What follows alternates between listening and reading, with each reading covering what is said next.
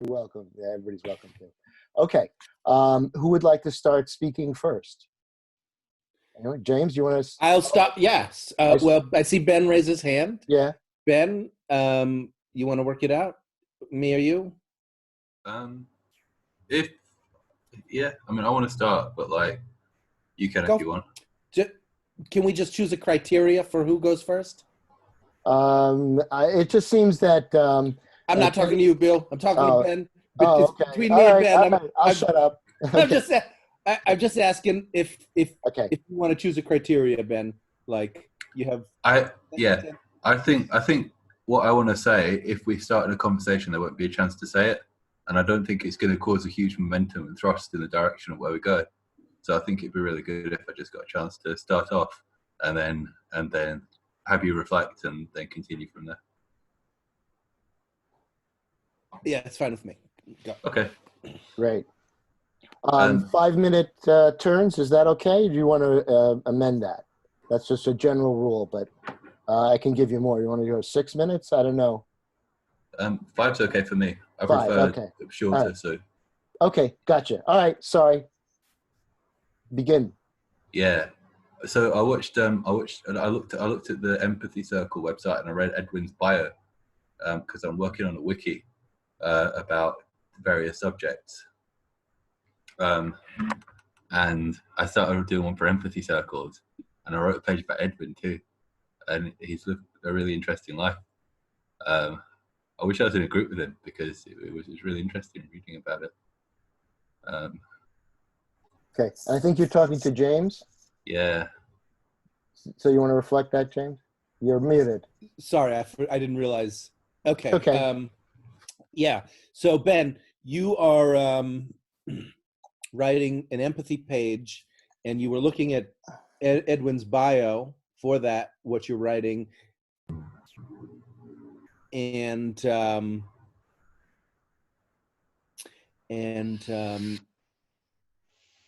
you found it really interesting what he was writing, and you wish you were in a group with Edwin right now. Yeah. Yeah. And the other thing that I wanted to express is that in terms of conflict in XR, I started off with the idea that XR would be a really easy place to start empathy circles because, there's lots of people who are quite confused and quite idealistic and a lot of energy, and a lot of people who are, like, if there's some direction. But I've actually started to think that precisely the fact that it's a bit more primitive makes it extremely difficult to work with. Yeah. So you had gone into XR thinking that it would be the perfect place to introduce empathy circle practice because you think people are confused there and there are a lot of conflicts and things, energy to work with, but because the empathy circle process is primitive, it's no, that's not what I mean. I mean, because I think in the case of, a strong sense of confusion, more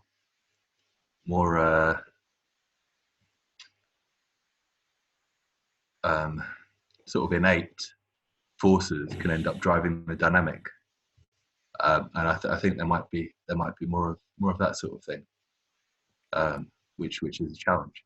Okay, so inside XR, there's a lot of innate energy and chaos that makes doing empathy circles a challenge. Maybe, yeah. I think it presents certain challenges.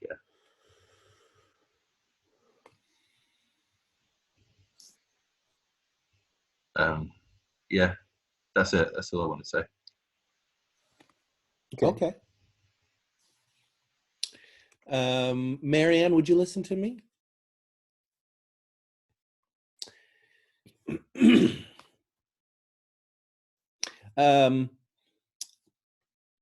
I look at the start of the empathy circle today with 10 or 11 people, And I feel like it's such a tragedy not to be able to do the empathy work in the larger group.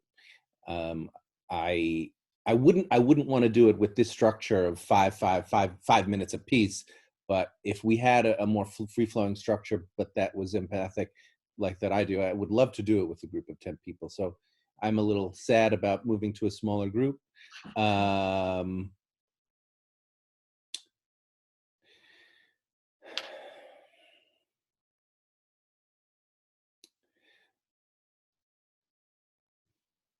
going to try to join on the topic that has been suggested, though. That's me stretching to join on what we have in common on how to deal with conflict within XR. I would like to, if that's a picture, how to deal with conflict in XR, I would like to look at a part of that, which is how to deal with conflict in these calls. Because I'm considering these calls as kind of self-associating within XR. And I don't want to export a system that is half-baked. That's a problem that I have in another group. People who cannot deal with conflict, teaching how other people how to deal with conflict. It is so repulsive to me. So I'm not having that same repulsive experience here, but I want to preempt it. I want to prevent it by saying, what conflict are we dealing with here? What is is there anything, is it just empathy circle, this structure? Because if so, then there's nothing to talk about. Or is there something more that is an issue about how to deal with conflict? Because this is feeling a little bit like a TV ad repeating itself. Like I'm listening every time Edwin talks, he says the same thing, and it sounds like an ad on TV for Empathy Circle. And it's almost like I'm watching a TV ad and I'm like, shut up, I already buy your product. Stop putting your ad in my way, and let's develop it, or let's do something with it, but don't just talk at me about something that I agree with. Oh, okay. So you're really listening to yourself and noticing your responses and reactions. And one of them is a really strong reaction in another group that teaches about conflict but doesn't seem able to handle a conflict inside their group very well.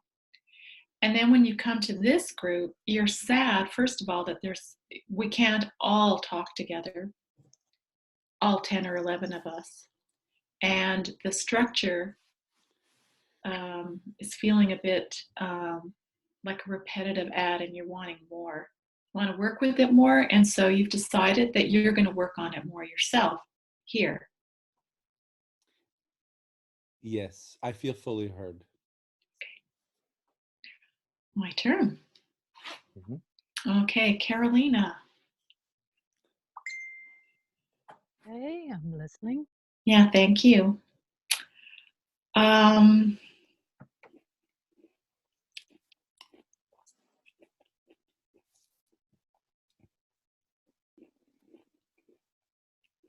Well, I forgot what I was going to say now that James talked. So which is fine. you feel strange because you've forgotten what you wanted to say when you were listening to James. Mm-hmm. Mm-hmm. So that's kind of neat, because I am very aware of how I feel inside, which is my heart feels very open and happy to be with you all right now. I did have some content to share, and I don't remember what it is. So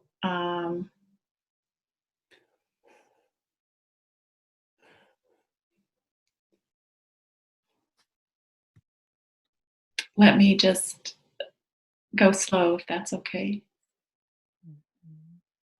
So you are very happy that you are with us, and you wanted to share this feeling with us, and you feel the need to slow down. a little bit. Mhm. Um,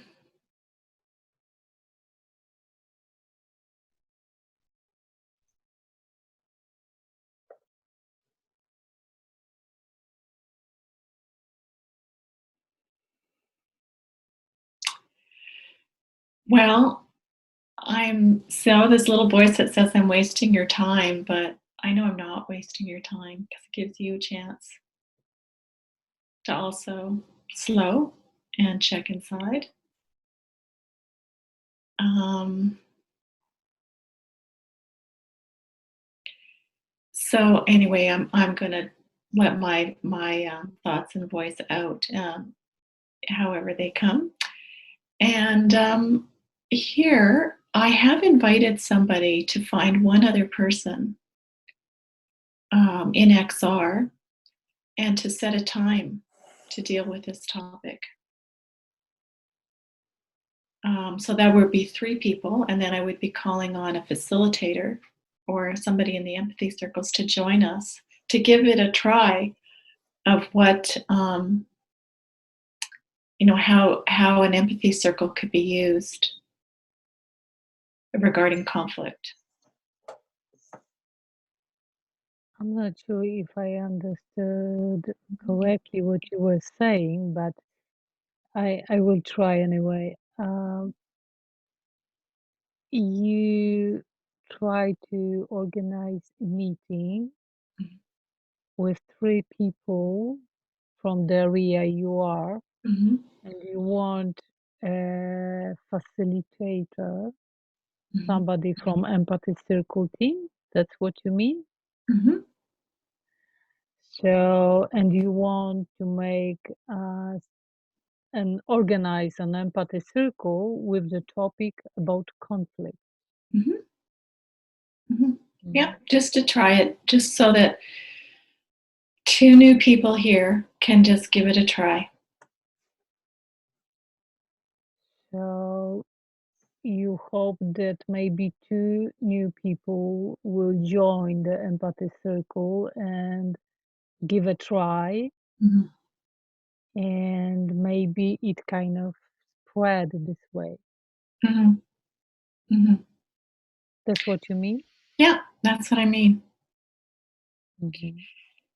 And I'm also a little bit excited about all of us needing to respond to coronavirus, because people are thinking outside of their box here. They're thinking, oh, what could I do when I see what's happening over there on the other side of the world? What's something I could do? Like people are actually connecting physically. What can I do? Like I met for coffee with somebody who's Italian. Okay, so he's in touch. Yeah, so it was great to see him stretch out and have coffee with me online as a Mhm. response to Italy. So you feeling like people in this time of plague, so to speak, people start going out of the box, as you said, and mm, and make a contact, try to communicate and act somehow. Mhm. So it's kind of positive feeling. Mhm. They're changing their behavior. They changing their behavior, their patterns of behavior, and you gave the example of your coffee online with Italian guy about the situation there. Yeah. Thank you. Thanks, Carolina. Thank you. Okay, Bill, would you listen to me? Happily.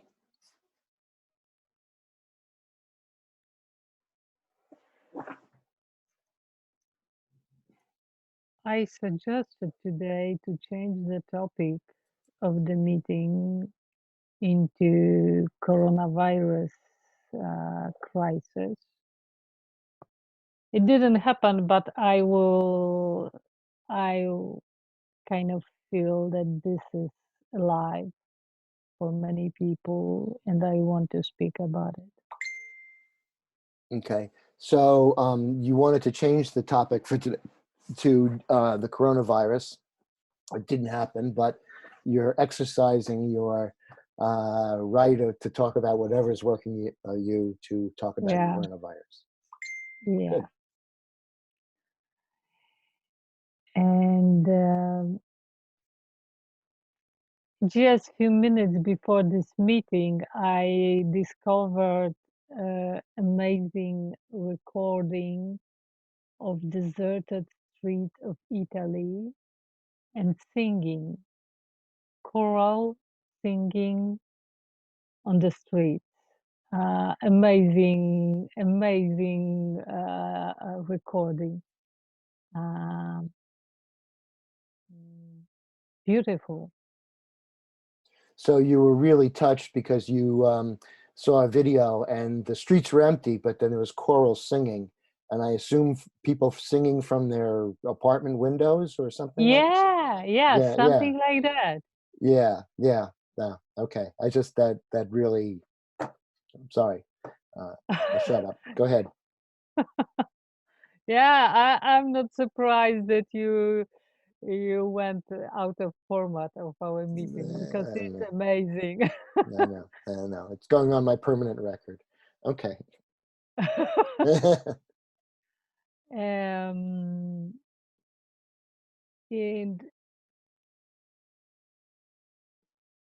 and I read some news about the Italian people who are very mobilized, very disciplined in everything they do.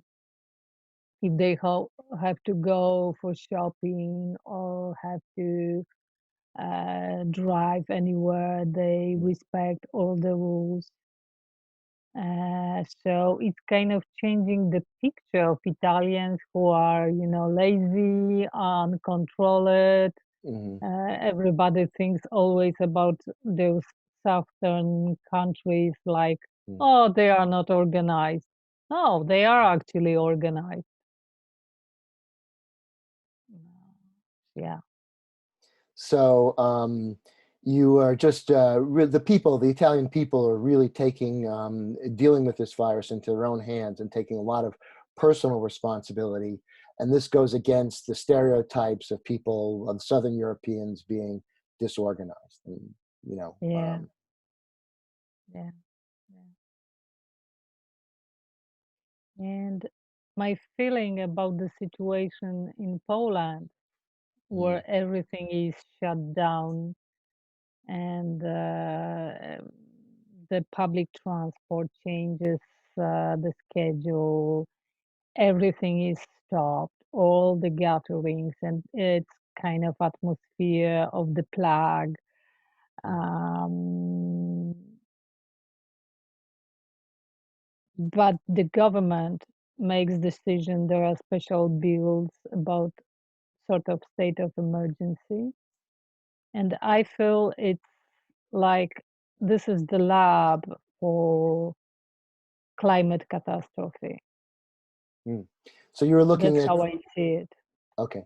So you're looking at the virus mitigation strategies, and you're seeing that this is sort of like a test case for climate catastrophe. Yeah, I hope so. And one more thing, I'm curious because the economy, the situation has a growing impact on the economy, and I'm curious how it affects the pollution of the air with greenhouse gases. Hmm. It might be a very strong drop down of such a pollution. That might be interesting because everything, the production is stopped in many places. Hmm. The public transport, not public, private transport is stopped. People are staying at home. So there is a huge impact on industry, and maybe it will affect also the the green gas greenhouse gases pollution. So you were interested in the effect that the coronavirus is having on the economy, which is dampening down transportation, which means the need for oil. And so you're really seeing that there could be a lot of climate mitigation effects from this coronavirus and the dampening of the economy, and would be something to be looked at. Yeah, thank you. You make my words better than I said. My Oh, thing, thank you. my ideas better than I said. Oh, Thank well, you. thank you. But okay. All right, Ben. All right. So, I guess I'll respond to a few things. First of all, I want to respond to Carolina and her perceptive, what she was talking about was very perceptive about the economy, because I did hear global oil experts. And whereas demand for oil has been rising steadily, they're actually expecting a drop this year in the demand for oil. So that's from oil, company experts. So I think that Caroline's onto something there. So I'll stop there. You're muted, Ben. You really appreciate what Carolina said, because you about the effect of the virus on the economy, because there might be a drop in emissions in greenhouse gases and whatnot, because you heard today that next year there's an expectation for a drop in the price of oil. Well, not the drop in the price of oil, but in the use of oil. Demand is actually going down. And the use of oil. Yeah, right. Okay. And I have been, I read Roger Hallam's book, and I was looking at the call between Roger and his dispute with XR US, and the whole XR US, XR America thing. And so again, when in my job, I was a special education teacher. And I dealt with very, very disruptive, very dangerous sometimes students. And so I would have assistants that I'd have to ask to put their, physical, I don't know, physical health, maybe too strong a word, but basically handle really disruptive students that they might indeed get hurt. I'll stop there. I'm sorry, that wasn't very clear. So you were reading a book by a guy called Roger Hallam? Right. He's one of the founders of XR. One of the founders of XR, yeah. And in particular stuff about US XR. Right. Yeah. So there's a lot of stuff mixed in there. So there's yeah. Yeah. So there was that part about that. And then you jump to talking about, like, you're a special ed teacher, right. And you deal with, like, lots of disruptive students sometimes. Right. And you'd have attendants that would help restrain them if need be. Yeah, they put themselves, and they may have to put us, it could also be from like a coronavirus. We couldn't isolate. We would take universal precautions, but we lived, there was hepatitis B, herpes. What else did we deal with? And then we went through various other, there was no Ebola or anything like that, but sometimes, we would sometimes the students from different countries and things like that, who could, so we had no or very little protection from that. So those are just some of the, dangers we faced. Yeah. So you experienced some you went through when you were working there, Hmm. like, like hepatitis B, like all Hmm. these, or hepatitis, I don't know, and all these different diseases. Yeah. And so you have some experience of that. And those were just some of the dangers that you face. Right, and hopefully I can tie this together because I'm all over the map. What I wanted to say is that what united us in the face of, like, if you just went to a job and somebody said, okay, deal with the student, they're spitting in your face and they have they might have hepatitis B. What would you? And that was the goal, the student outcome. So it was like I had a role to play, but if I could make the case that this was effective for student safety, then I could, we could work together. So I'll stop there. You'd like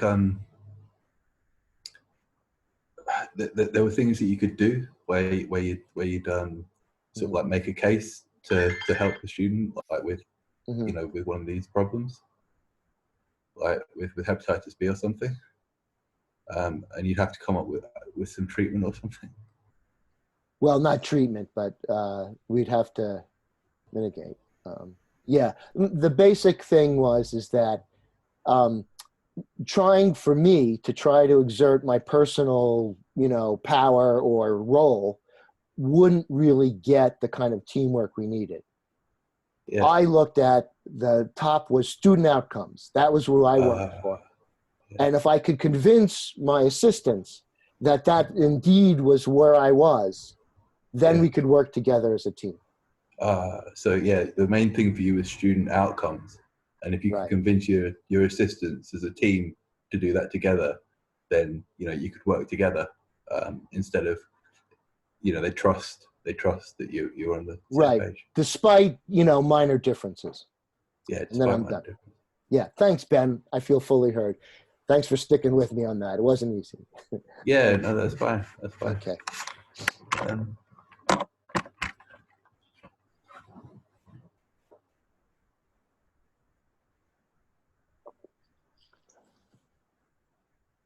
Who would you like to talk to?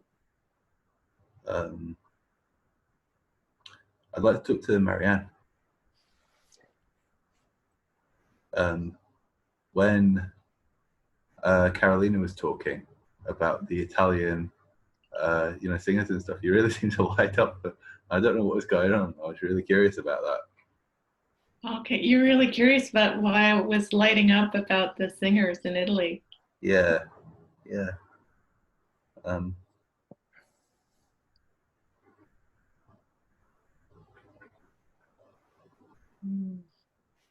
I find it so difficult in this group to gauge what's going on for everybody without body language and communication and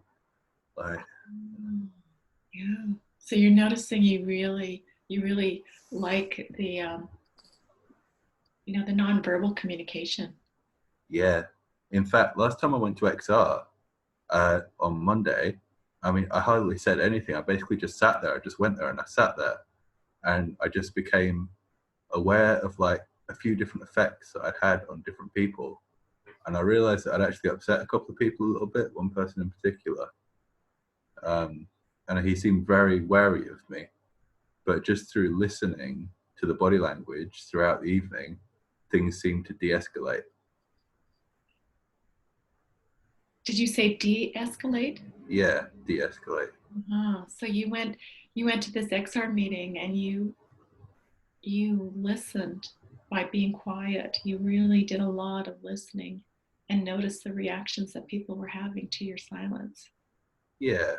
But overall, it de-escalated conflict. Yeah, I tend to experience a lot of communication on the level of body language and on the level of tone of voice.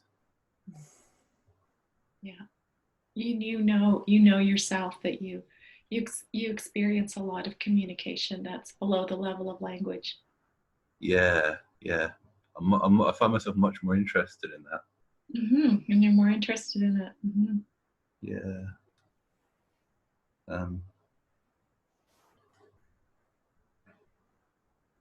I kind of get increasingly confident about how effective it is as time goes on as well. And you're getting more confident in that too. Yeah.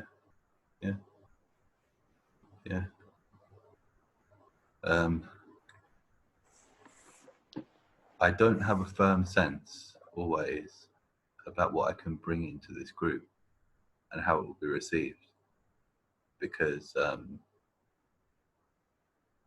I don't get a direct reaction from everybody.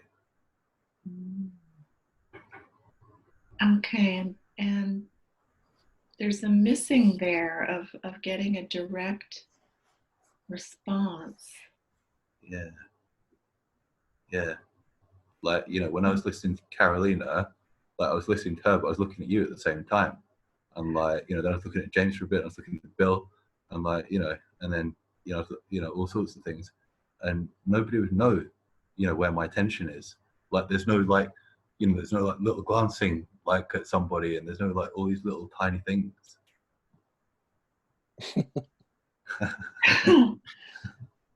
James agrees.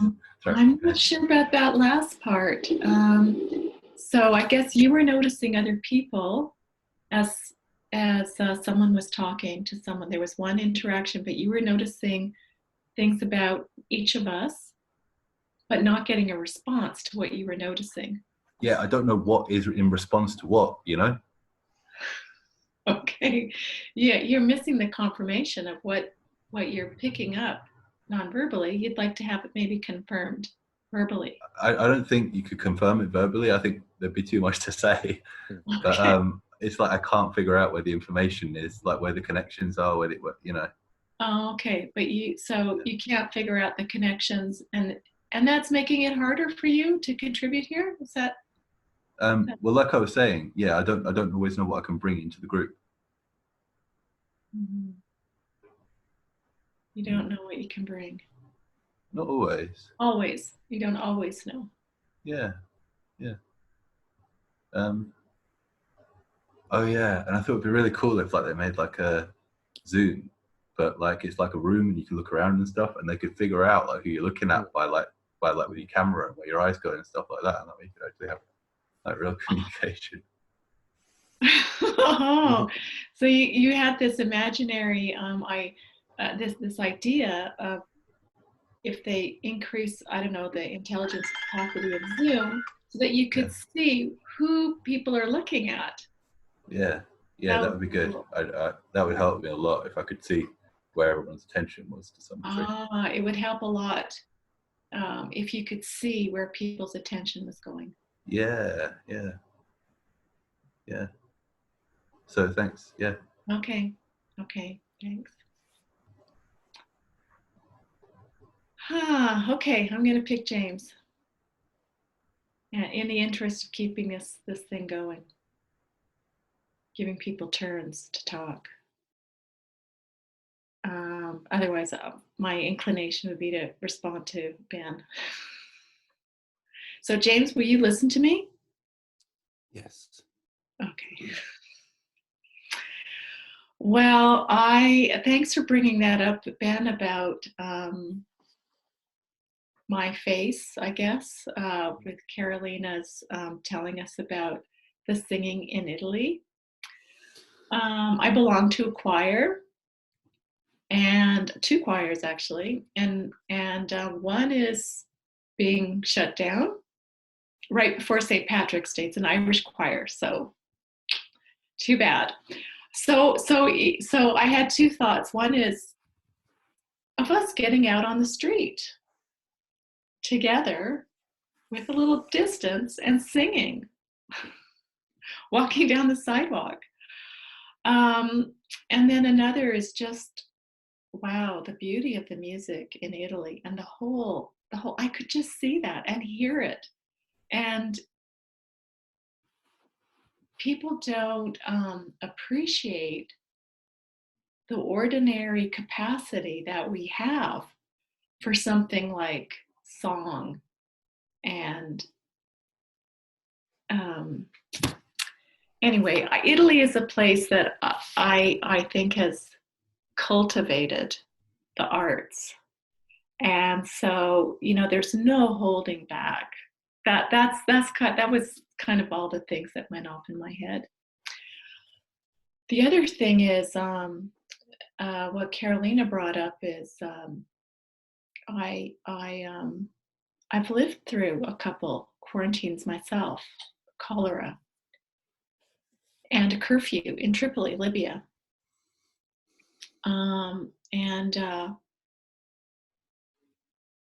to be honest with you, it was kind of fun. So there's something in me that likes it when we've all got to work together to help something out. And there's no huge danger. I don't see huge danger. Even with the market crash, wow, we need a wake-up call. We need a wake-up call. This is people's savings. It's not their bread and butter. And I see our interactions not as disappearing, but as adjusting, as changing. Yeah. So maybe I'll pause there for you, James. Okay. I heard you say that the choral music and the arts of Italy and the power of singing and the singing in your choir, all of that just speaks to you in an inspiring way. Like you like the way Italy kind of is a place that is so connected to the arts where that can spontaneously arise. And you felt drawn to something like that within your own choir, even though it was canceled, and even though people are not really meeting. You want to meet, stay apart, but meet and sing and participate as a Catholic in St. Patrick's Day. Irish. Mm-hmm. Yeah, I have Irish Catholic. That's true. You're also connecting to the experience of crisis as being a wake-up call that people need to work together. Yeah. So one of the things that made those quarantines and curfews work, they were very effective, completely effective. Like the curfew was for a revolution. It's completely violence-free. Was the level of respect and care. And so when I hear Carolina talk about the Italians and how organized they are and how they're typically dissed, that seems to be a new term they're using here.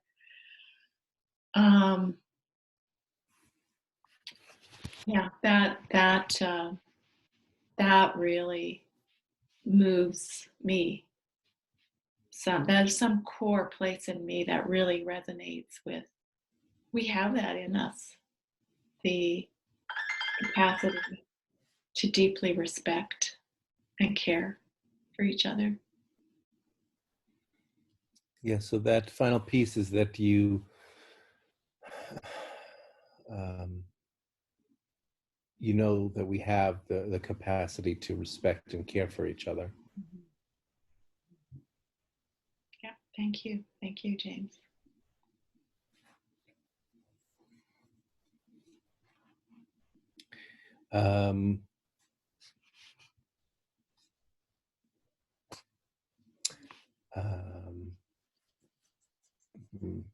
Bill, would you listen to me? Happily. Okay. So I am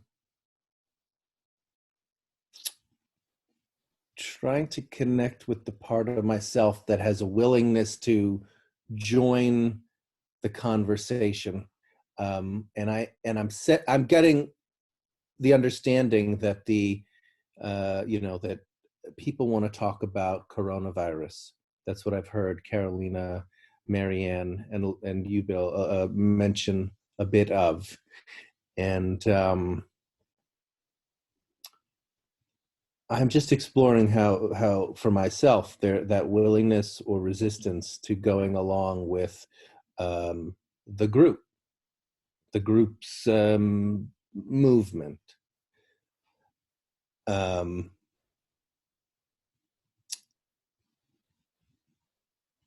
And I'm wondering for myself in a place like this, because where I was, I'm actually thinking, well, actually, where is the authority in this group? Is the authority you, Bill, as the facilitator, or is it maybe kind of in you and Carolina as the leadership of these calls, or is the authority in the not even present in this call, but whoever decided that the theme is conflict in XR. And it's just something, I don't feel like I have to fight with it. It's really just an open question, like, where do I join? So I'm being, well, I'm actually not really joining with the coronavirus conversation. I am changing the topic. I think I'm more interested in the theme of conflict and dealing with it in this group. And so I'm kind of changing the topic. I'm noticing that's where I'm drawn to. And the way this group is structured, I don't need to ask permission for that. I don't even know, I guess I could. Anyway, I noticed that it creates chaos. It's exactly what frustrates me, is that when I brought in a topic, the 2 or 3 people who talked after me, they changed the topic. And I was like, fuck this, I'm just talking to myself. So I'm like, all right, I guess I have to join you guys with the coronavirus topic. Otherwise, I'll just be isolated in my own thinking. So, and it's not a personal thing. It's something I'm just exploring about kind of how the structure of these calls, kind of what the direction it sends us in. Okay, well, so first of all, you were essentially deciding what to talk about. You felt that most people were talking about the coronavirus, and so you're wondering whether to join with that, or mainly what, though, seems to be on your mind is that the structure of these calls and what's happening, where the authority lies, and then how decisions get made as to what we talk about or not. And you're also feeling a little bit, I guess, wary about changing the subject if people didn't change, if people didn't pick up your subject or you don't pick up their subject. Does that cause dissonance in the group? Does that cause resentment? Yeah. And I noticed that I had a kind of a discovery on this call that was very powerful, which is that I really don't like it when facilitators bring themselves in and play both the role of facilitator and participant. Mm-hmm. And it gave me this really strong desire to advocate for one or the other. So I love being in a group with, and I love having you, Bill, and Carolina and Edwin share. And not personally, but structurally, I'm thinking, as the leadership, I want you guys to be totally silent. I want you to be totally focused on the structures of the call and creating the facilitation smoothly, and separate that out from joining in as a participant. And I don't think that I've had any real influence on the structures of these calls since I've been joining the last months. So I don't think that'll happen, but I'm noticing that that's something I want to do for my own calls, not bring myself in personally. Mm-hmm. So you personally, you like Carolina and myself, and you like listening, and sharing and things like that. So this is not a personal attack or anything, but that it's, but you're wondering about the structure, and you're a firm believer that the facilitator, if you're a facilitator, then should not be participant as well. And then you're looking for your own development of empathic dialogue in, making that the case. Yeah. Thanks, Bill. Okay. All right. Let's see. I'll talk to Marianne.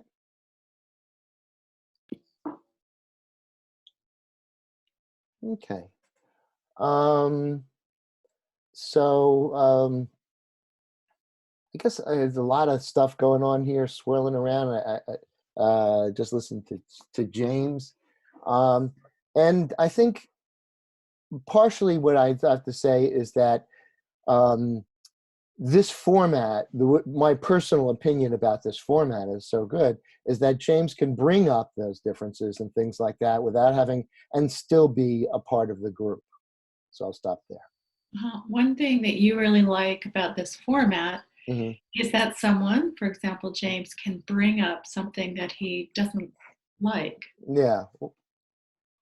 And still be part of the group. It's and important. still be part of the group. Right. Yeah. Um, and there are different ways. This format, if you had to speak in this format every day to your family and your friends and to the people at the store and how to reflect them, the people online would get very angry.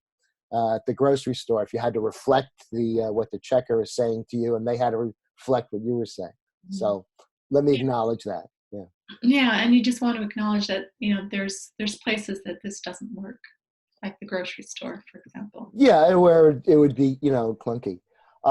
But I do, but I will respond to the facilitation participation. And I really, personally, again, and not that James won't do a wonderful job. I've seen him, and I really respect his skills and his focus. But why I like this format, and also the facilitation as being part. And the reason for that, for me, as I interpret that the facilitator is also part, is because that's it. We're all, as Ken Kesey, the head of the Merry Prankster, said, we're all bozos on the same bus. And that's it. So this is to show that, yeah, I'm a facilitator because I have skills, but I'm still in it. I'm still part of it. I'm still making myself vulnerable. I'm still, that. I'll stop there. I might not have gotten all of it, but Sure. basically the way you see it is that we're all bozos and we're on the same bus together. Whether you're a facilitator or not, you're still in it. Right. And the only little piece of that is that being facilitator and also participant is very important to me, and also is exemplifying the fact that we're not above. A facilitator is not above, Yeah, and it's important to you. It is important that the facilitator be a participant to you, and that be equal.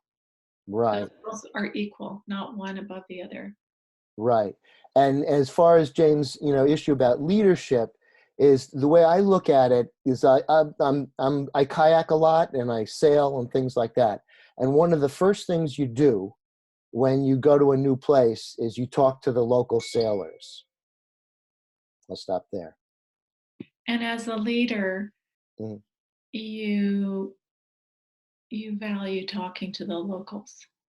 Yeah, as a sailor, as a sailor? Yeah, not a leader necessarily, and because I actually am in a different role there. I'm receptive. I'm learning. I'm a student when I talk to the local people, and they are taking a leadership role. Why? Because they have more information. It's not about personalities. It's about content and value. Who has the valuable content? They've got it. I don't. Let's listen. Yeah, valued content is shared and worth listening to. Right. So the way I look at leadership sort of is that someone may have taken a path that you're about to start on and have experience and impart that experience. That doesn't make them better or me better or anybody else better, but it means that they have more experience and there can be mutual benefit from sharing that information. So the way that you see leadership is that somebody has more experience that can benefit the group. And so the others can learn from that experience. Right. And the roles may change depending upon the circumstances. And roles can change. Yeah. Yeah. Thank you. I feel fully heard, Marianne. Okay, good. Oh, my turn. Ben. Ben, Mary. I loved how you spoke about the nonverbal communication. I'm so much a big proponent of that.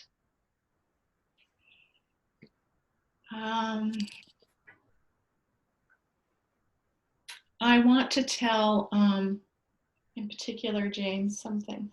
So I'm getting around this. Well, I mean, I guess I just want to say this, but a comment, I guess.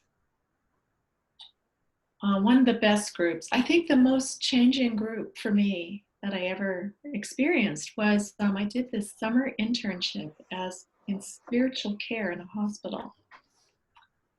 I was an occupational therapist.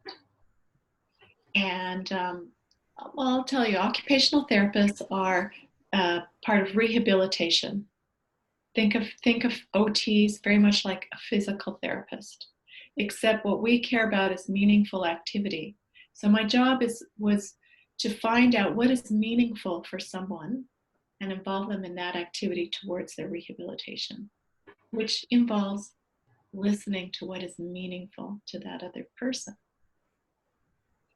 So what I really liked about going with this internship was just the focus on that piece of interaction, to using myself to find out what was meaningful in the other person.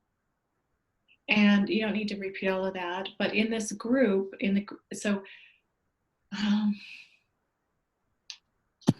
okay, how can we do this? How on earth can we do this? When we're going into some of the most difficult situations, that's where they send us. The nurse doesn't want to deal with it, so they send in someone from spiritual care. But as soon as we shared in a group, as soon as we talked about what was really real with each other, that was it. That was the grounding that I needed. Then I knew, okay, I can do this. So if we can listen to each other in our working group, then I have a confidence that we can be listeners to those other people.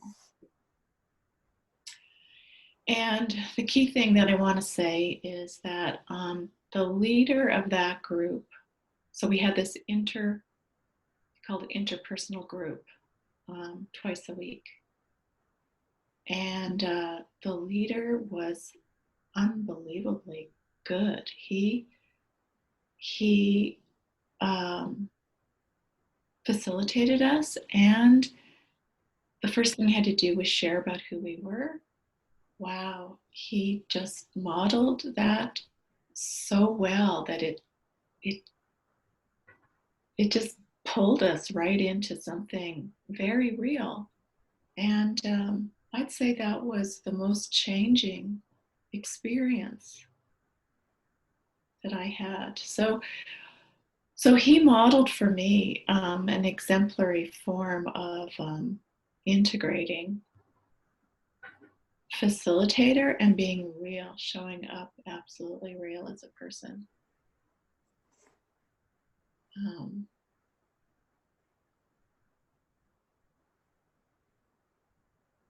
So Ben, maybe, are you there, Ben? Yeah. Okay, you don't have to reflect.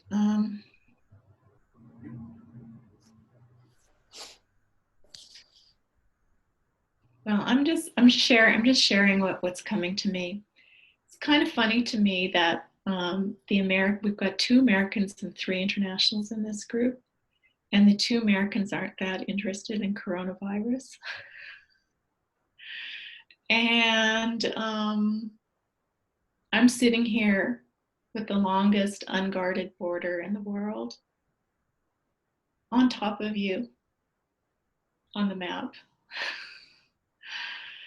And we do worry a little bit about you guys. You're our biggest trading partner. We cross your border over and over, and we think that it's a disaster waiting to happen. Sorry. Okay, Ben. Yeah. Can I reflect some of that? A lot of words. Sorry. Yeah, Sure. I'll not reflect all of it. I won't make an attempt. I'll just Yeah, whatever. yeah. So yeah. Yeah, you're talking about being an occupational therapist and working with listening to what's really important with people. Mhm.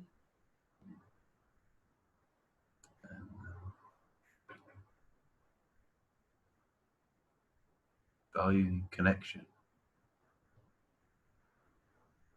real connection, as the way to actually surmount divides or help people. Mm. And the yeah, you're worried about this integration with Europe or something. So I didn't quite understand the international thing. Something about coronavirus or something, but you were saying that, you know, 2 Americans, 2 internationals, and you sit on top of us as a country, and you know, you worry about us, and you quite frankly see it as a disaster waiting to happen.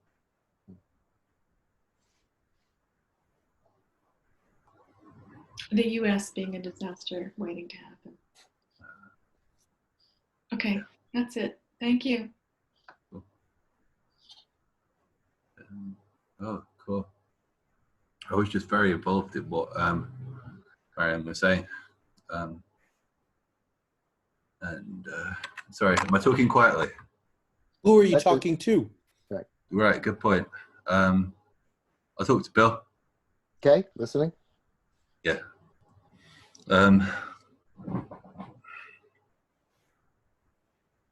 Yeah, I just feel really involved after having listened to Marianne, and that was completely taking my attention. And I was aware of a different quality of listening and responsiveness between each other.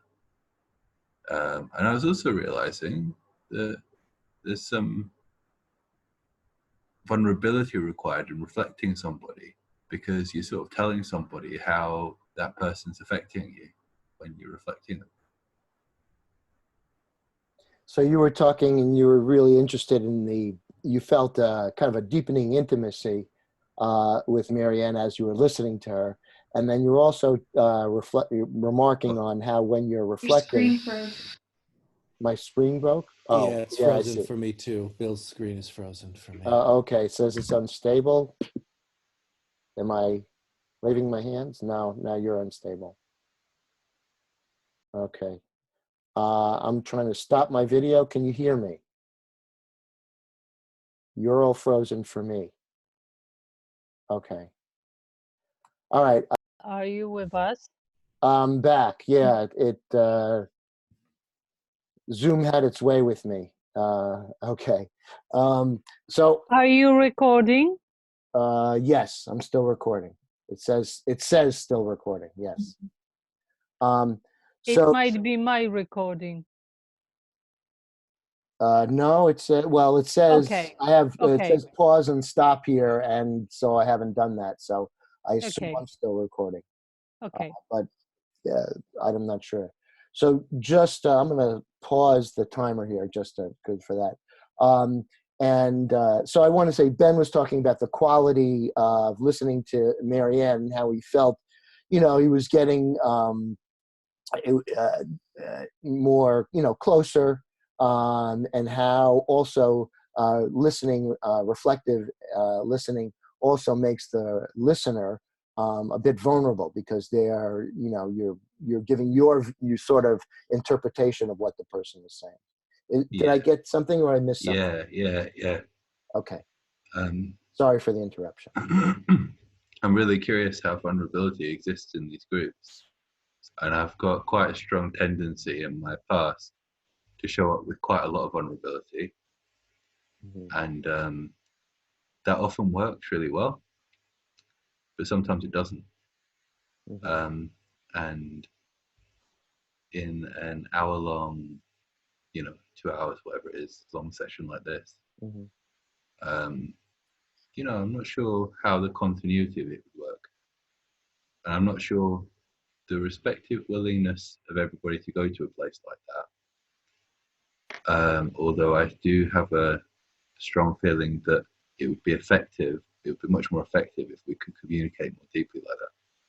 Okay. So you're talking about vulnerability and also, I think, revealing more intimate parts of yourself in this structure or this format and, how it would work. And so there's a somewhat of a hesitation in this format in the 2 hours. We don't really go there, but you have a feeling that it would work, or at least I feel that there are possibilities. Did I get that right? Yeah. Like, yeah. I mean, I think one thing I've learned is that things like that can be really scary for people.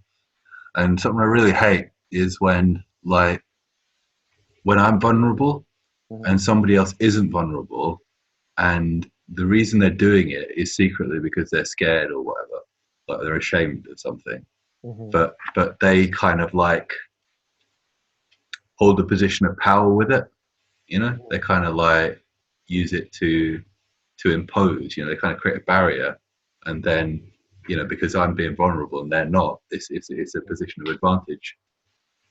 Mhm. So you're talking about when people are meeting and talking, when one is being vulnerable and one is not. The person who's not being vulnerable is many times doing it out of a sense of fear, but also their defense mechanism, makes them assume, oh, I wasn't vulnerable, so somehow I'm defended and I'm in a superior position. You made yourself vulnerable, so therefore there's a power difference. Is that Yeah, that's correct? right. Yeah, bang on, bang on.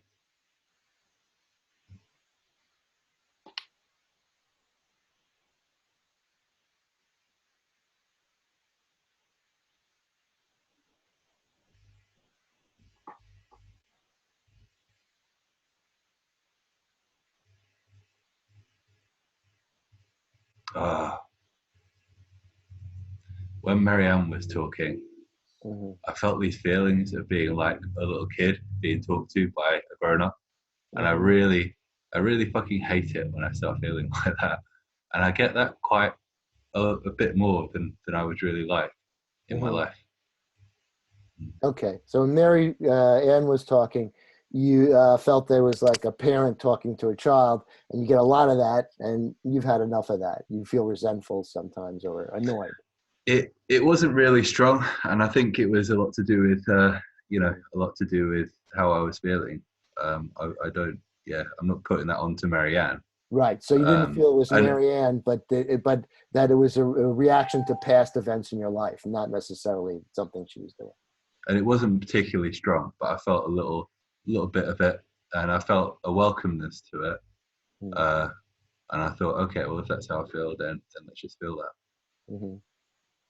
So you were just, it wasn't very strong, but you were feeling it, and then you're exploring that and talking about that here and just feeling safe enough to do that. Pretty Is that much, correct? yeah. Thanks, yeah. Okay. Are there any corrections? We can take time. No, that's cool. That's cool. Okay. Yeah. All right, great. All right. Let's see. I haven't talked to Carolina yet, I don't think. Have I? Is that Carolina or James? Okay. All right, great.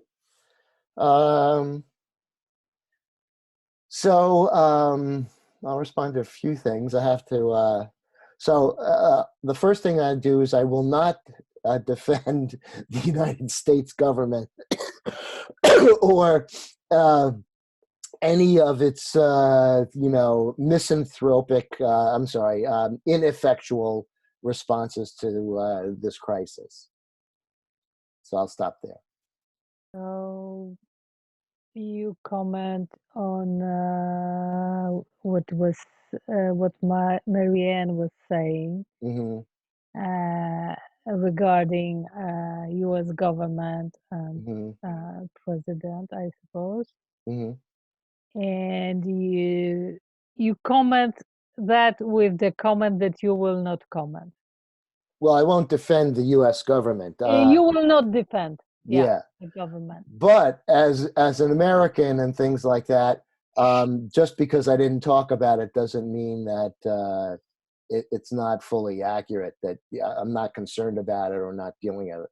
It's coming out of our pores over here.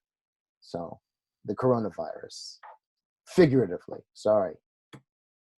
So I'm saying, let me rephrase that. So the coronavirus is a big deal here, and we are dealing with it. So it doesn't mean, because I'm not talking about it, doesn't mean that I'm not concerned about it. So I'll stop there. Okay, so thank you for clarification. Sure, yeah. So there is a lot of action connected with coronavirus. You just don't talking about it, and it doesn't mean that you don't care about it. Right, right. And for me, I mean, I had to be intimately involved with kids who might have been exposed to HIV virus. It wasn't just, in hospital settings and things like that. Again, kids would spit at you, they would scratch you, you'd get scratched, and there would be blood exposure. So, my feeling is that what's the goal, and we're going to achieve that goal. And I'll take precautions and things like that, but nothing's going to stop me from achieving the goal. In that case, was the safety and well-being of the staff and the students. I'll stop there. Mhm. So you mentioned about the fact that you were dealing with kids Mm-hmm. who might have HIV virus, and so you were exposed to some kind of danger, Mm-hmm. because especially when there was an element of violence in relation Mm-hmm. with the kids, Mm-hmm. and the most important thing in your work was to focus on safety and well-being of those kids. Right. So I knew over the long term, if what we were doing was therapeutically sound, then that would make everybody safer. So my mindset in that situation is, yeah, I'll take the precautions, obviously, gloves or something like that. We didn't know who had HIV or not, so we did the best that we could, but we, didn't always take universal precautions. Later on, we did. That was a learning curve. I'll stop there. So you never, from the at the beginning, you didn't know who had this virus, who didn't. So it was kind of, you were just taking precautions, Right. and the goal, you were just having a goal, and you were doing everything to achieve this goal. Right. And then just quickly before, to get back to Ben's issue about vulnerability and stuff, I certainly agree that on these calls, it's hard to be really intimately vulnerable with people you haven't met before in a limited time amount, but that you can use this process, the empathy circle process, in a different format, for two people and other things like that, that would be more suitable to address those deeper issues. And then I'm done. So you think that it's certainly difficult. Certainly, it's difficult to be Mm-hmm. to let yourself be vulnerable to people who are strangers to us. Mhm. And it's kind of difficult, but there are different formats of empathy circle, and it might be, for example, a circle with two people, just two people, and it creates more safe space. That's what you mean? Yes, I do. Thank you, Caroline. I feel fully. Okay. So I would choose James. James, would you listen to me? Okay. Yeah, it was very interesting notice the band made about um,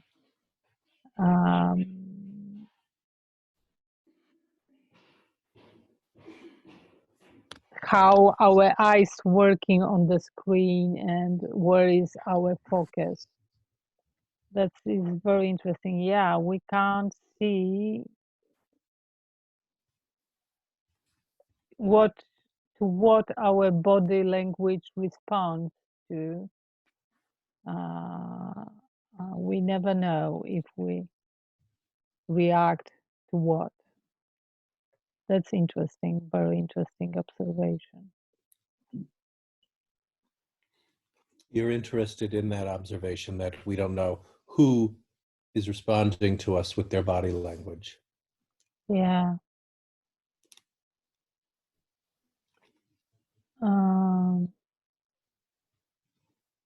Another thing about vulnerability. No, maybe I start with facilitation. I think that one of the best compliments I ever heard in Empathy Circle was the situation when the participants in one of the circles said, "Oh, this circle works like there is no facilitators at all." And I thought, yes, that's it. That's what I wanted. I was really happy when I heard that. I thought, yeah, I did good job today because I was invisible in a meeting.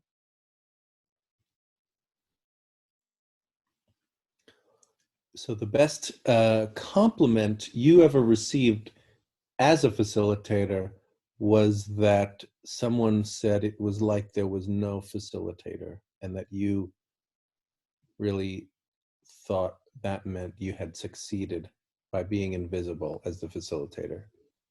Yeah, probably the intention of the person who said that wasn't to pay compliments to me, but I feel like, yes, that's it. That's what I want.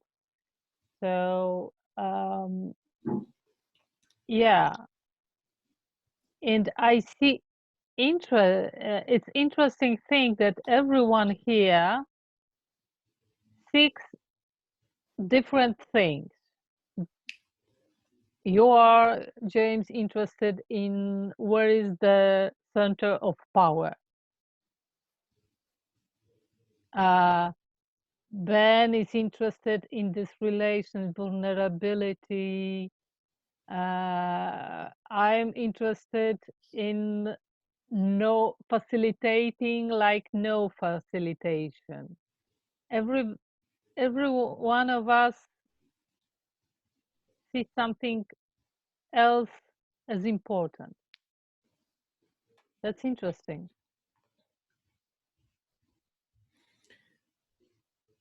So it's interesting to you that we all have different goals or focuses while we're here. Ben, vulnerability, me, and where the power is, you on in facilitator being invisible.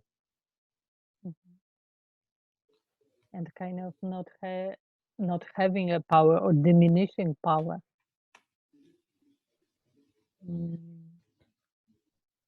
That's how I understand good facilitation, giving power to people.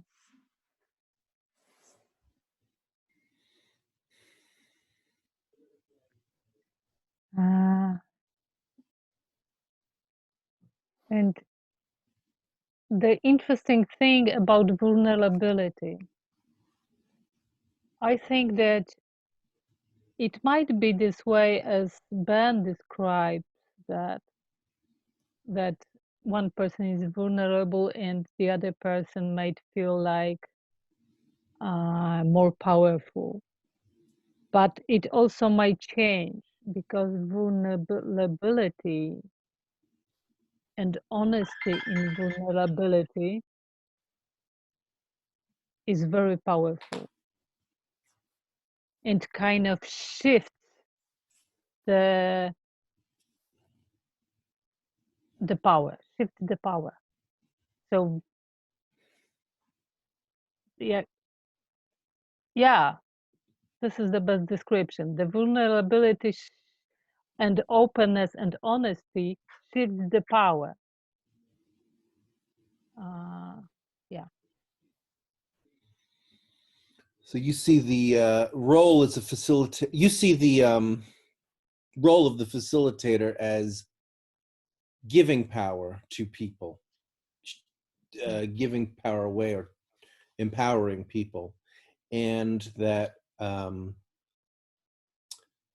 the power of vulnerability, the effect of vulnerability, is that it shifts power as well. Mm-hmm. By being open or being honest, that there's a shift that occurs. Yeah, yeah. It's changing.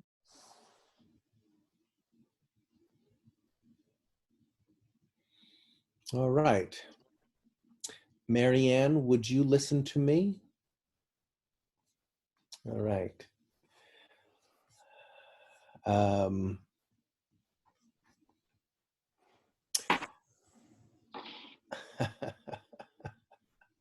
I really hated it when I brought in my thoughts about the group and structure, and Bill came in after me and came in from the opposite direction. I felt that he had the opposite view of things.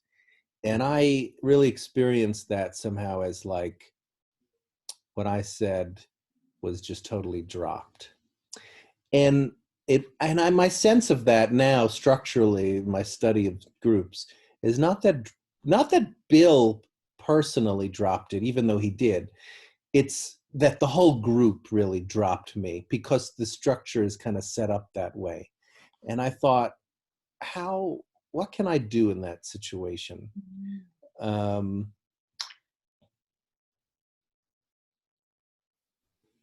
I reflect now?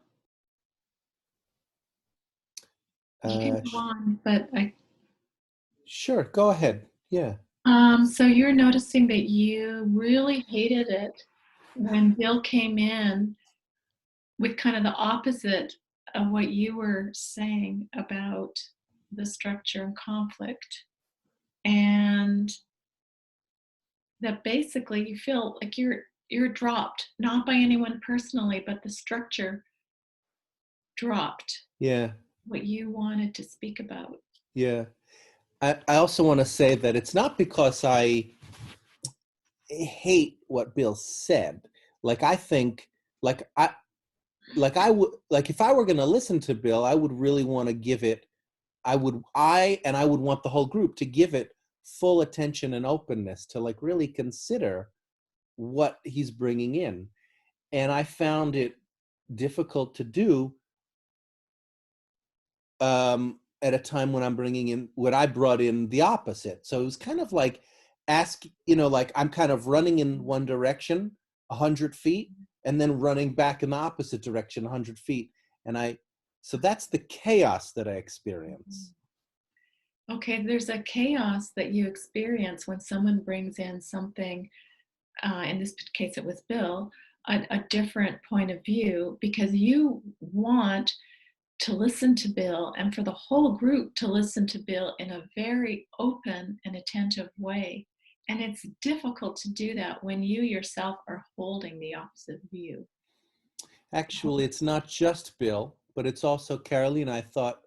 My impression was that Carolina and Bill are kind of on the same page about of the facilitator and kind of reducing the power of the facilitator. That's my impression. And so, yeah. And also when I heard Carolina talk about, oh gosh, us having like bringing in different things. Yeah, we are. Like, I feel like that's my natural tendency is always to cut it in half. What's the difference? Where can I attack? And so I'm just struggling so hard to, not just in this group, but everywhere in my life, struggling so hard to find the threads of unity between the things we say. Like, I do think the thread of unity is here in exploring structure, being open to even talk about structure, even if we have different opinions about it, about facilitating and stuff. That's the thread of commonality I see. And would So you get that? you're noticing a lot of conflict and your own tendency to cut things in half and look for, okay, how can I attack is the word that you used. So what you're doing intentionally in your life is looking for the thread of unity. And you're seeing that right here in looking for how can this structure talk about conflict. Something like that? Yes, the thread of unity is in interest in talking about structures, looking at structures. Okay, the thread of unity is talking about structures. The topic of structure. Yeah. And I did feel, it's interesting, like I connect to the idea that effective facilitation is in a way invisible. Mm-hmm. But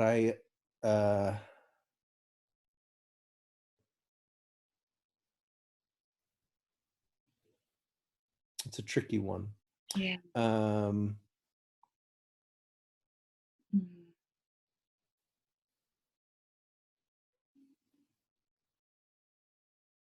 It's a tricky one. And I also connect to the idea that it's that vulnerability that creates shifts. I experienced that vulnerability. I mean, I experienced the shifting in when I'm really noticing that I'm vulnerable, right? And I notice that I'm vulnerable when I notice that I have space inside myself to listen to the differences. And I do feel a space inside of me to be open to listening to the differences. Like right now. You feel that when you have an open space to listen to differences, you sense a vulnerability inside yourself, and that allows shifting. Yes. I notice a shifting inside myself when I'm open, and I notice that the group that I'm participating in, there's also shifting taking place. It's very subtle, but I notice that it happens when I'm shifting because of being open to these differences. So you notice shifting not only in yourself, but in the group when you're open to these spaces. Yeah, I do. It's pretty remarkable.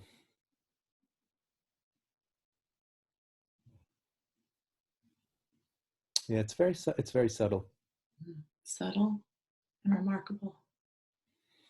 Yeah, and by subtle, I mean it's very difficult for me to make clear observations about what I notice has shifted. Mm-hmm. Something I kind of pride myself on, and I know when I can't make. I feel like when I can't make and say specifically, observably, this has changed. I'm like, oh, that's interesting. That's really okay. So sometimes your attention is really captivated by this change, and there's a bit of, I don't know if you said frustration, but there's something that you like to put words to something. When you can't find the words to it, it's got your attention. Yeah. And I want to tie it back to the theme, which is dealing with conflict in XR. I think that is actually the road to dealing with conflict, is really expanding my capacity and our capacity to be open to all of these differences. Right. And that's the capacity to dealing with conflict, is to be open to these differences. The road, not the capacity. Yeah, I guess it's the same thing. I said the road to managing conflict is expanding a capacity to welcome difference. Expanding the capacity to welcome difference is the road to dealing with conflict. Yes. Yeah. And that's what I think we're doing here. I think that's my goal, being here. Yeah, you think that's what we're doing, and it is your goal.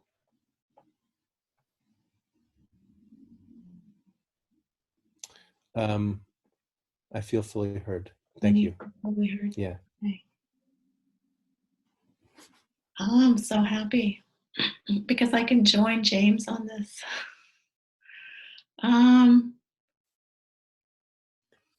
Who are you talking to? Yeah, I know. I'm trying to make up my mind, and part of it is,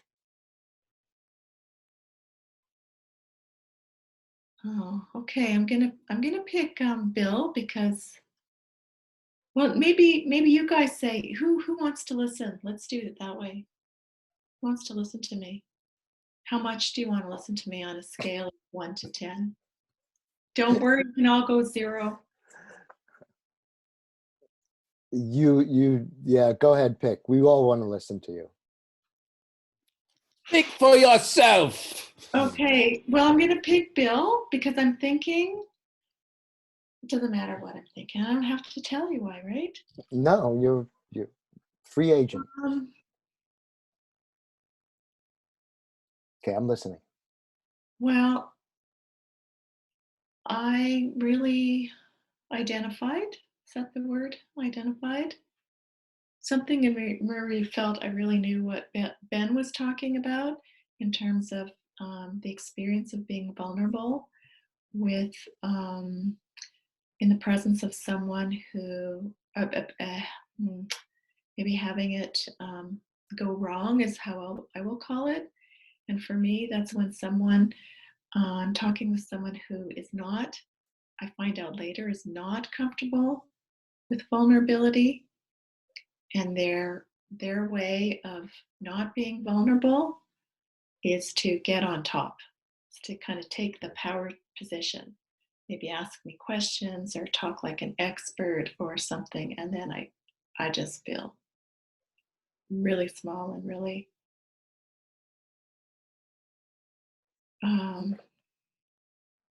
distressed. Actually distressed.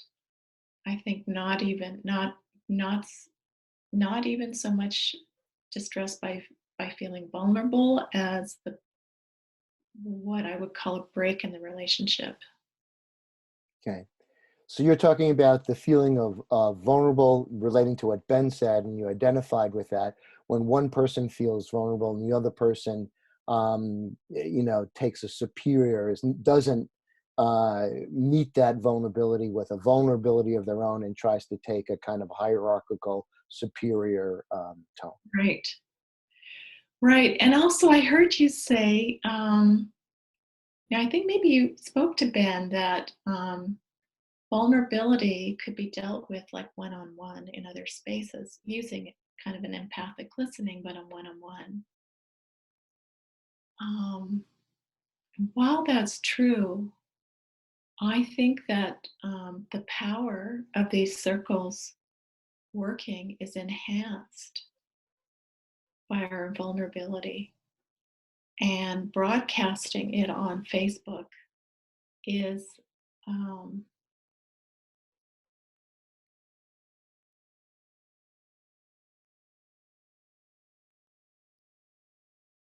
works against that. Okay. So you're saying that while it may be true that in a one-on-one empathy dialogue, that might be more conducive for a person to be vulnerable, but you also feel that in this circle there could be, and there's a power in vulnerability in this format, but you feel that posting it on Facebook works against people feeling safe with their Okay, vulnerability. hang on. One-on-one, it's not necessarily going to work better. One-on-one, if you have somebody who who internally can't handle that much vulnerability, it's not necessarily better.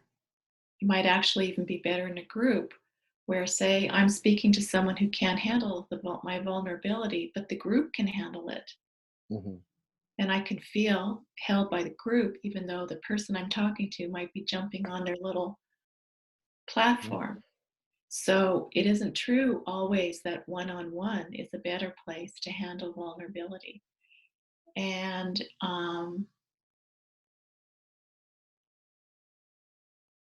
what else did you say? There was something inaccurate. I think it's us who comes to this, how we engage this, that allows the vulnerability. So as we personally are willing to, we can use this process to support our vulnerability.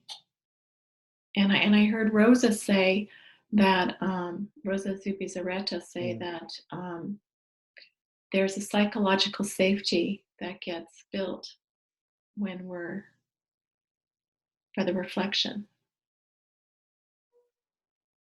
Okay.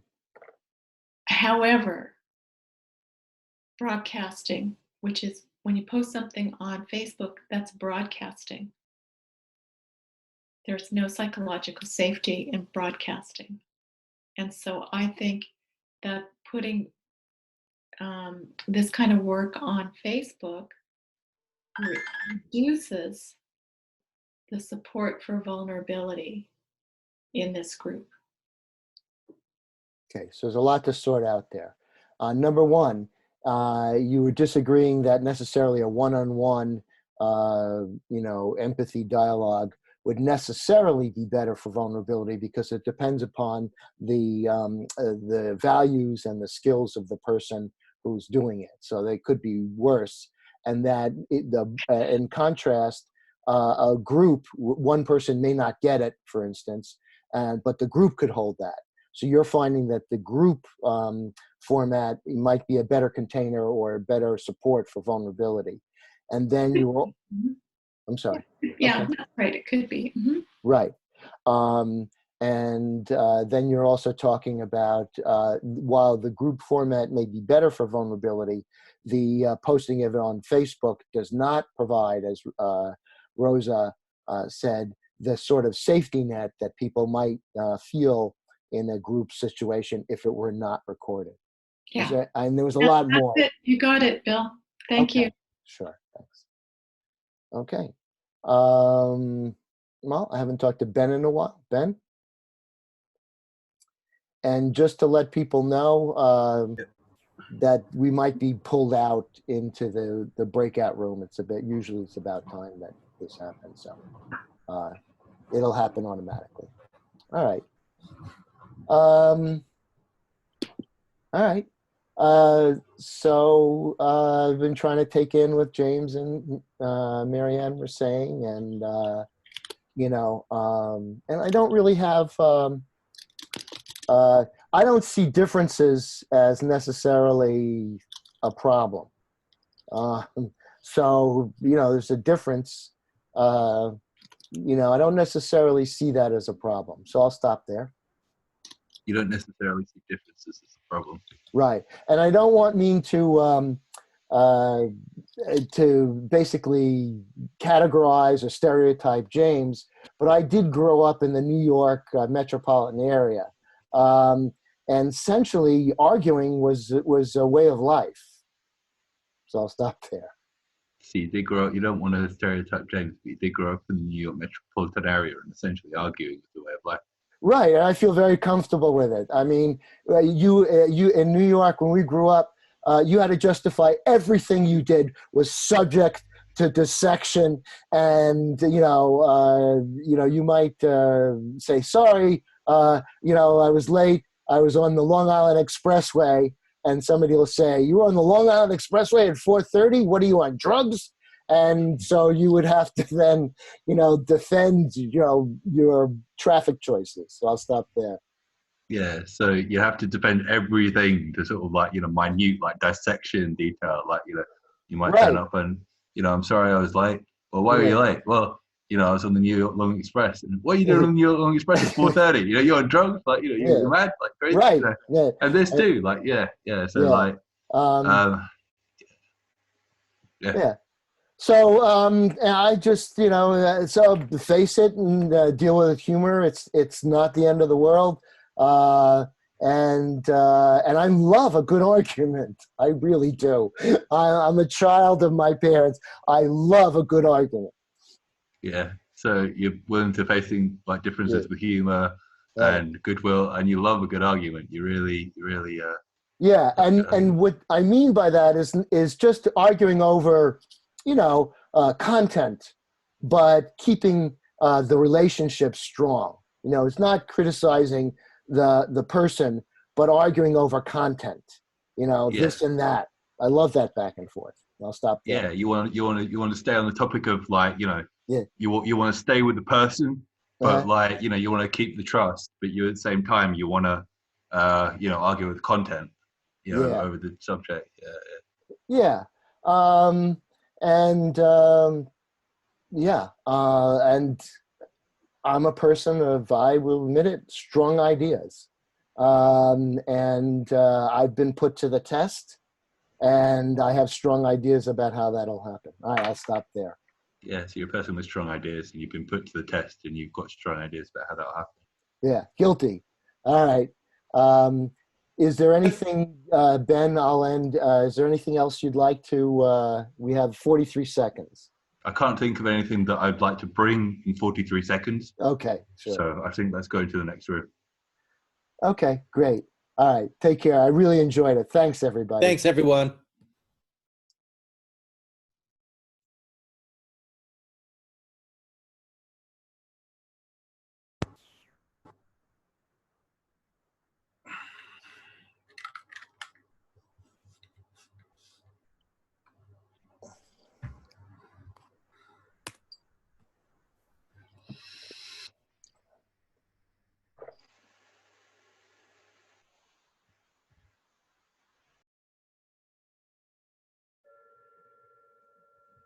Oh.